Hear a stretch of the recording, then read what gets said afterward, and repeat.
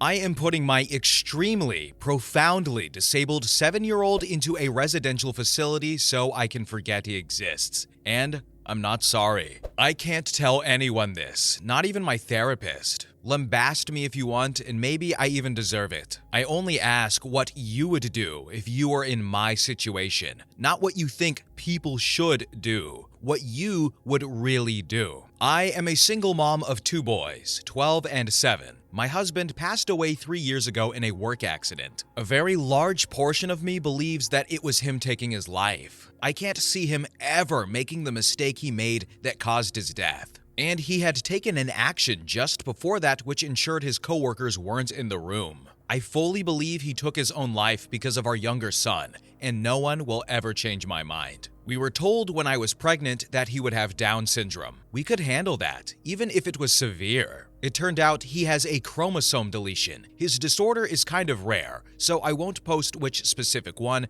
but suffice to say, he'll never be anything more than he is now, or has ever been. And what he is nothing. He doesn't appear to have any awareness, and never has. His eyes are locked in one position. He doesn't respond to noise, touch, or pain. He is total care. He is capable of nothing. He is tube-fed and on oxygen. He is in diapers and will be forever. He makes no sounds, no attempts to communicate. He never even really cried as a baby. He has never made an attempt to interact with anyone or his environment. I'm not upset because I got a special needs/imperfect child. I just feel the way I feel because this thing takes up 200% of my time and does nothing. I didn't get an imperfect child. I didn't get a child. I don't love him. He doesn't have any personality. There is nothing to love. And yet, I'm responsible for him. In addition to his extreme delays, he's also medically fragile. Respiratory crises, fecal impactions, his autonomic nervous system doesn't function properly, issues with his G-tube, infections, pressure sores no matter what we put him in or how we position him. Our older son has suffered because his non-existent brother has colored everything in his life. He's had medical care get delayed because there's only one of me and his brother is more critical. We do have a visiting home nurse, but only 20 hours a week, and we aren't eligible for more. I was starting law school. I gave up my dreams and my plan for my children for this potato. My older son can't do a lot of the things he wants to do because of the younger's needs for care and appointments. The final straw was when I heard a sound. I went into my younger son's room to check, thinking he had forgotten how to breathe again, but saw my older son hitting him and screaming, "You're why I don't have a mother, you're why I don't have a father, you're why I can't have friends over, you're why I can't be in sports, I didn't ask for you and I hope you die." And instead of being horrified, I watched. And my younger son just did not react. No signs of pain or fear or upset, no reaction at all. He breathes, but he is not alive. He doesn't know who I am. He doesn't know who his older brother is. He has no sense of self, life experience, and awareness of his surroundings. He doesn't need to be in my home. He doesn't know or care where he is. He is genetically my son, but he is not my family. My previously abused, brain-damaged cat who can't walk straight has more personality and is far more lovable than my child. In fact, I was looking forward to raising a Downs baby, even one with severe impairments for that reason. With disability can come gifts. This boy is not a gift. He is a genetic mistake I probably should have miscarried and would have definitely terminated if I'd known he would be like this. And the flip side is, he has awareness. He's miserable, and there is nothing I can do. If he has likes and dislikes, no one knows what they are. If he is in pain, he can't tell anyone. If he wants anything, he can't communicate. He has had every imaginable therapy. Nothing has made a difference. And so, he's leaving our home on the 29th. I feel excited and relieved, and then guilty because I know we'll be happier with him gone. He's already taken my husband and my son's father. He was working so much overtime to pay for this cucumber's care. For the experimental therapies, insurance wouldn't cover because this one was going to be the breakthrough. He was tired and defeated and disappointed. He sought counseling as well, but I don't think he could ever say the words, "I don't think I want my son in my home either." He's ruined my older son. I was so wrapped up on the younger one, I never realized how ignored and damaged the older son was. He lost his father too. I didn't just lose my husband. And he is my priority now, and this malignant lump can be someone else's problem. At least they'll be paid a wage to care for him. At least they'll get a break from him when they punch out. I just never want to think of him again, and I am not sorry. And for that, I am sorry. Thanks for reading. Edit. I'd like to thank one user for calling me a liar. Are you a medical doctor? If your Googling skills were any good, you would have stumbled on 3P mosaic deletion duplication syndrome. That is the disorder my son has. I've basically identified myself by posting that, but hey, it's better than the PMs telling me to take my own life. If you look at the features of 3P deletion syndromes, they look like Downs. My insurance didn't cover AFP testing, which would have told us it wasn't Downs, and I didn't think we needed it. I had a regular ultrasound and a 3D. Both doctors were 99% sure it was Downs. This post was absolutely not fiction. Instead, the mods, and especially that one Reddit user, just decided it was. If anyone would like, I'll dox myself. You can see my ID to verify my name, my marriage license, and my husband's death certificate. I will then link you to the news article of the freak industrial accident that ended his life, so you can see it's the same person. Anyway, as for not choosing hospice for my son, I can't. About a year ago, I myself was hospitalized with severe depression and CPTSD. There's proof of that too. During that time, my late husband's mother petitioned to get control as my son's medical proxy, and got it. I'm fighting it, but it's a long, complicated process. There are competency hearings. There are statements from doctors and evaluations. Unless she okays hospice, which she refuses, I cannot decide that. I have custody, but I cannot make medical decisions. She agreed to residential care, which I feel is the second best option. So he's going into residential care. As for mistaking a child choking with hitting, I was downstairs. I couldn't hear what my older son was saying. I only knew he was speaking. Go punch a blanket or, I don't know, a person with weak muscle tone. Then ask said person with weak muscle done to cough. They don't cough normally/forcefully. It's more of a strong puff. Similar to, again, I don't know, a muted punch? When you are used to jumping at every strange sound, it's difficult to discern what's what sometimes. So we've gotten a few stories like this before, and the general reaction is the same thing, like the siblings or the spouses or the parents, whatever, resent the child because they essentially have to throw away their dreams, their hobbies, their free time to care for someone. And this is probably one of the more extreme cases because, as she mentioned, her child just does nothing. So it's normal to have these feelings, right? Black and white. It's not good, but then you look at the context and you're like, I understand why she feels that way. So I can ask you, do you agree with what she did? Would you have done something similar? Would you, I don't know, because it's tough. I'm not going to blame OP. I'm not. She gave up being a lawyer. Her son can't do anything that he wants to and experience his childhood, so I'm not going to blame them. I'm not angry at OP.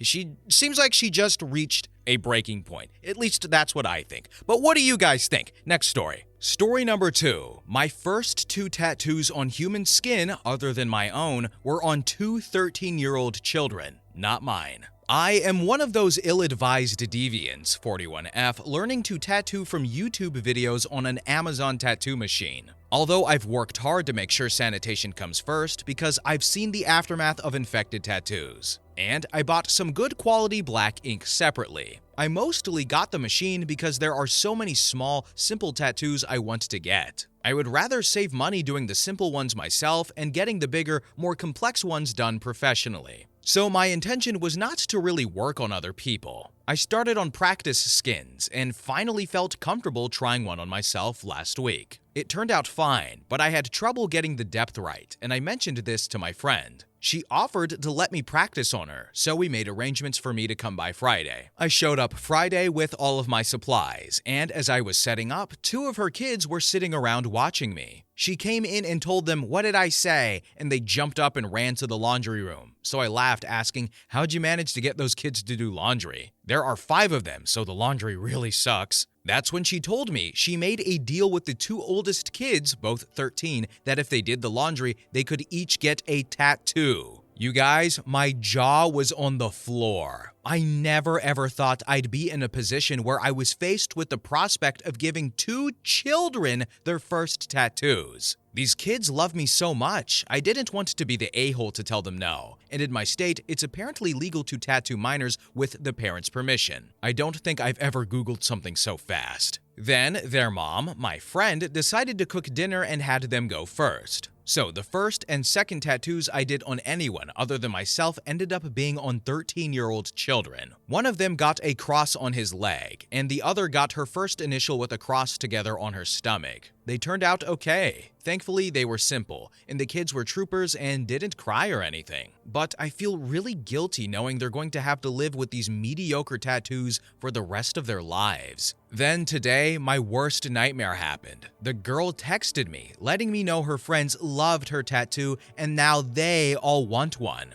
Now I'm having to tell her no. I'm not tattooing another literal child, even if their parents say it's okay. I'm not going to go to jail for this. I'm pretty sure the charge for tattooing a minor is written like unlawful penetration or something too. So I'm extra not trying to get charged for this. I'm kind of upset with my friend for putting me in this position, but I guess if she's fine with it, then I need to get over it. I just felt so wrong. Wow, it feels better to get it out. Thanks for letting me share. So sometimes people may feel pressure to get a tattoo, but I don't think I've ever heard of peer pressure to give a tattoo. That's a new one.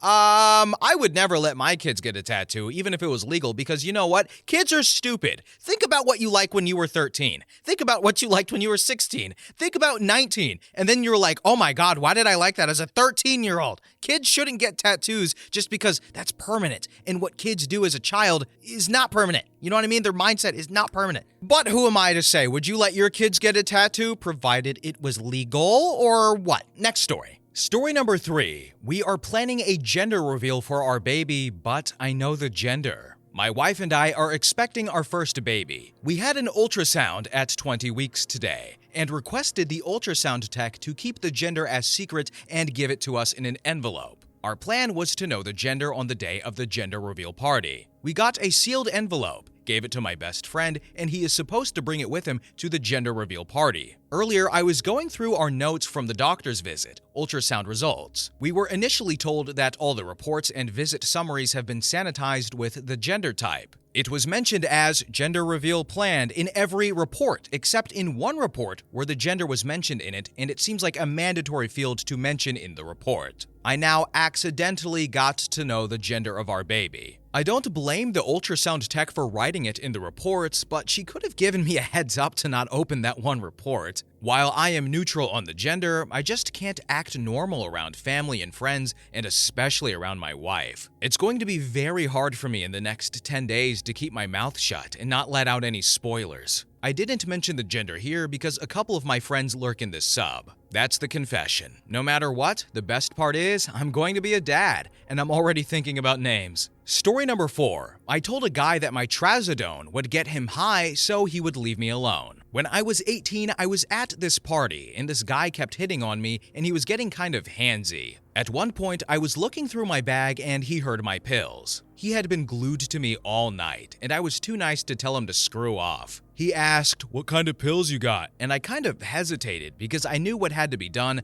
but didn't know if I had the heart to do it. "Do you want one?" I asked. He kind of smiled in like this way that said he was intrigued. "Do they get you high?" I told him they did. He took one and passed out in the driveway 30 minutes later. He was okay though, not that I care. Edit. In all seriousness, I of course know that this had the potential to be much worse. I suffer from CPTSD, and I think in the moment I kind of panicked and made what I thought was the best decision given the circumstances. And I didn't consider that the pill could actually harm him because his brain chemistry is different than mine, and I'd been on it for years, drinking or not. I definitely don't condone sharing prescriptions under false pretenses with anyone. I do think it's just kind of a funny story about a situation that could have gone very differently, and I'm not going to condemn myself for making a rash decision when I was potentially in danger. I was 18, now I'm 28, and I learned how to say no and avoid dangerous situations. I just had to learn the hard way, unfortunately. You know what? OP is right. Sometimes we just have to learn the hard way. I am one of the hard way people. But you know what we should all learn? Martial arts, so that way we can judo flip people over us who are annoying us. I feel like it would be really helpful. I feel like every time at one point in someone's life, they could have been like, wow, this would have been resolved way faster if I could just judo flip that guy on the ground. You know what? I'm just saying, learn self-defense. Next story. Story number 5. A woman asked me to buy her groceries. I accepted and then I ran away from her. I was at a train station and had to pick up my sister at the airport, already slightly late. I had 20 minutes before catching the train to go to her. The next one would have been 40 minutes later. While waiting, I was approached by a woman, about 25 to 30 years old, with her little daughter. She asked me to buy some groceries for her so that she and her daughter could eat. I tried to give her money instead, but she insisted I accompanied her instead. So I agreed, but I explicitly told her that I couldn't take more than 15 minutes because of the train. She accepted. I regretted it almost instantly. She took a cart and basically started ransacking the supermarket, taking in, apart from lots of normal groceries, pans, pots, glasses, several 4-packs of Red Bull, lots of junk food, and so on. I roughly counted the expenses, and after a good 10 minutes, it was amounting already to almost 200 euros. Furthermore, at the 13 minutes count, she was still taking her time with no end in sight. Stressed out at the thought of missing my train, having a public confrontation, and being unpolite to someone in difficulty, I just ran away. I don't know whether I should, but months later, I still think and feel bad about it. So I definitely understand why OP feels that way, but I feel like that lady knew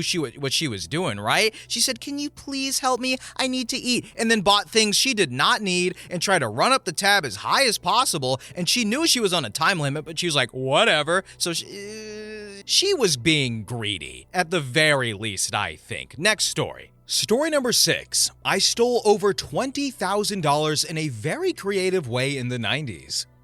I worked at a fast food chain in the 90s when I was in high school. When I worked there, they were in the process of phasing out denominational gift certificates, $5, $10, and $25. The way it worked was if you spent more than half of the certificate, they gave you the cash back. So, if you ordered $5.50 worth of food and gave them one of the $10 gift cards, they gave you the $4.50 back in cash. My manager was in charge of destroying all the existing certificates as we transitioned to the more traditional credit card-looking gift cards. So, my manager said he shredded the certificates like he was supposed to. But one night, when I was closing, I found 2 boxes of the gift cards tucked deep in the dry storage room. They were filled with the certificates that were supposed to be shredded. So, I scooped them up, brought them out to the dumpster in trash bags, and threw some away. After we closed, I came back and recovered the back and brought the certificates home. I counted them. There were $1,025 ones,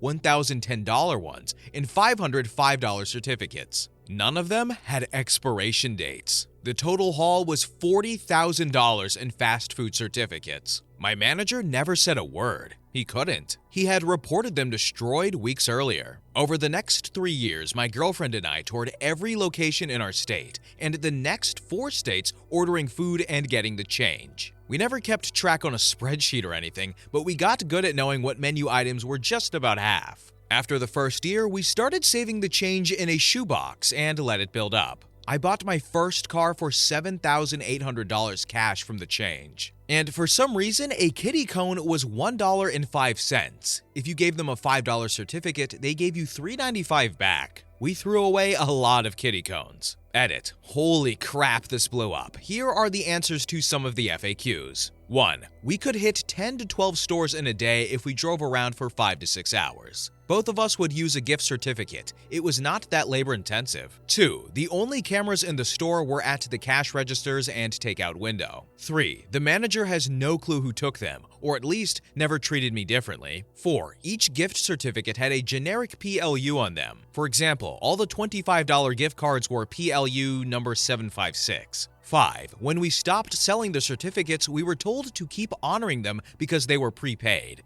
They were not coupons. 6. One can only eat so many ice cream cones. The feminine urge, the masculine urge, no, the romantic urge to scam a company out of $20,000 over a long period of time. It's so beautiful. I wish that I could ascertain such love. I hope that one day me and my woman can go rip off McDonald's. In a very legal way, might I add. Next story. Story number 8. My little cousin cracked my iPhone XS Max screen. Made my aunt pay $329 knowing I have Apple Care, and it only cost me $29. My little cousins are the biggest deviants in the world, and my aunt pretty much lets them do whatever they want without consequence. They were roughhousing and knocked my phone off the counter, shattering the screen. My closest Apple store is about 2 hours away, and it's a huge inconvenience for me to drive there, not to mention the extra gas. So instead of explaining this to her, she's the kind of person who doesn't care about things that don't affect her directly, I told her it was $329 to fix. Which is true if I didn't have Apple Care. So, she wrote me a check for $329, and I only had to pay $29, and I pocketed the extra $300. I consider that my non-disclosed inconvenience fee. And edit, my cousins are 14 and 15, not exactly toddlers. Ah yes, the feminine urge, the masculine urge. Wait, I already said this. But for real though, I suppose the $329 is the cost of not raising your kids. They're 14 and 15 running around breaking phones and receiving no consequences. What? I don't wish I was that kid, because I would grow up to be a horrible person. Anyway, we are done. Thank you for watching. Bye-bye.